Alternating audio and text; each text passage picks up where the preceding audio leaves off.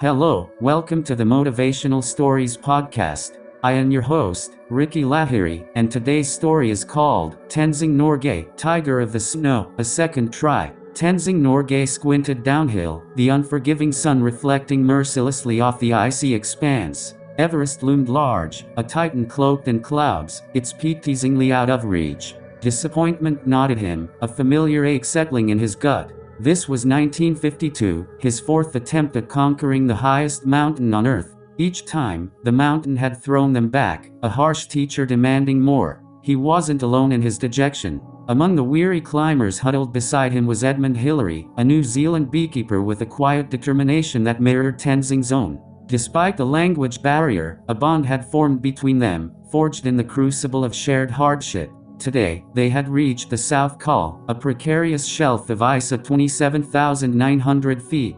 The air was thin, a cold claw squeezing the life out of them with every labored breath. The summit, a mere 1,130 feet higher, felt an eternity away. The 1952 expedition was called off, another Everest triumph denied. As they descended, a heavy silence hung in the air. Tenzing, a Sherpa born in the foothills of the Himalayas, was more than just a climber. He was an explorer, a guide, a bridge between his people and the foreign expeditions that flocked to Everest. Failure stung, not just for personal glory, but for the Sherpa community who looked to him as a symbol of their prowess in the mountains. Back in Darjeeling, a hill station nestled amidst the Himalayas, Tenzing found solace in the familiar warmth of his home. His wife Daku greeted him with a gentle smile, her eyes crinkling at the corners. Their children, a boisterous brood, clambered around him, oblivious to the weight of his disappointment. Yet, even amidst the love of his family, the shadow of Everest lingered. News of the failed expedition spread quickly.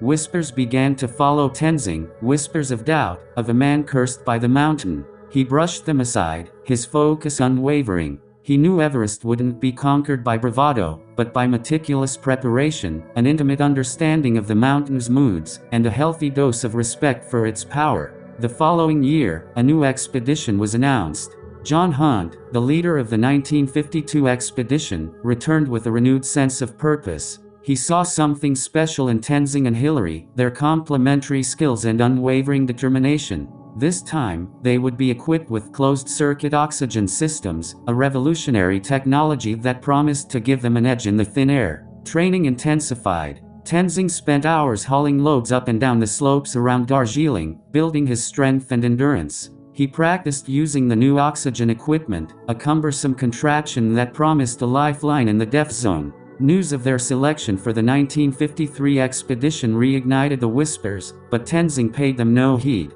He was ready. The climb was arduous, a relentless battle against treacherous terrain, brutal weather, and the ever-present threat of altitude sickness. Days bled into weeks as they meticulously established camps, laying siege to the mountain one step at a time.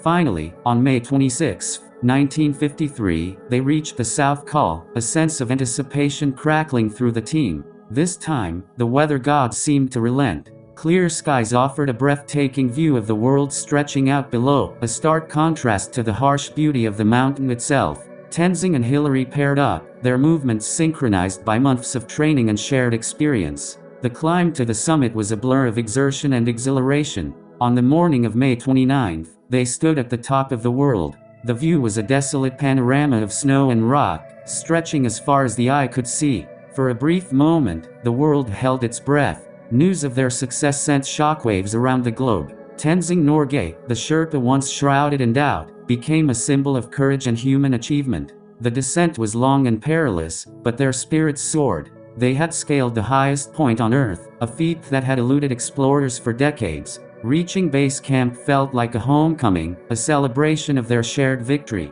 News of their triumph reached Darjeeling with electrifying speed. Tenzing, no longer a figure of doubt, was hailed a hero. Parades filled the streets, his name chanted with reverence.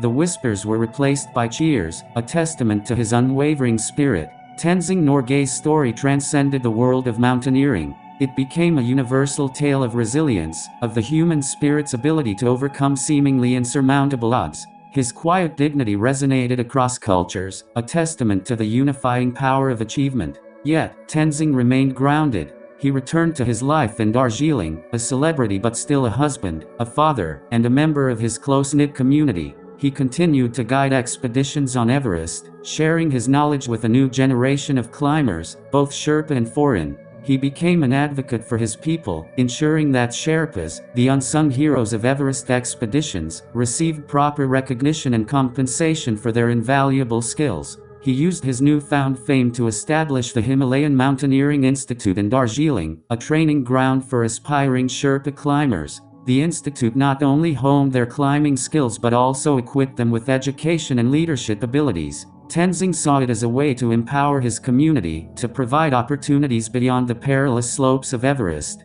Throughout the 1950s and 60s, Tenzing continued to be a fixture in the world of mountaineering. He received numerous accolades, including the Order of the British Empire from Queen Elizabeth II. He became an ambassador for Nepal, promoting tourism and fostering cultural exchange between his homeland and the wider world. However, the shadow of Everest remained a constant presence. Tragedy struck in 1960 when his good friend and climbing partner, Edmund Hillary, led an expedition that resulted in the death of a young Sherpa climber, George Low. The incident, though an accident, highlighted the inherent dangers of climbing Everest and the sacrifices often made by the Sherpas who acted as guides and porters. Tenzing spoke out about the need for better safety measures and increased respect for the Sherpas who risked their lives for the success of expeditions. As he aged, Tenzing retreated from active climbing. He spent his later years traveling the world, sharing his experiences and advocating for mountain conservation.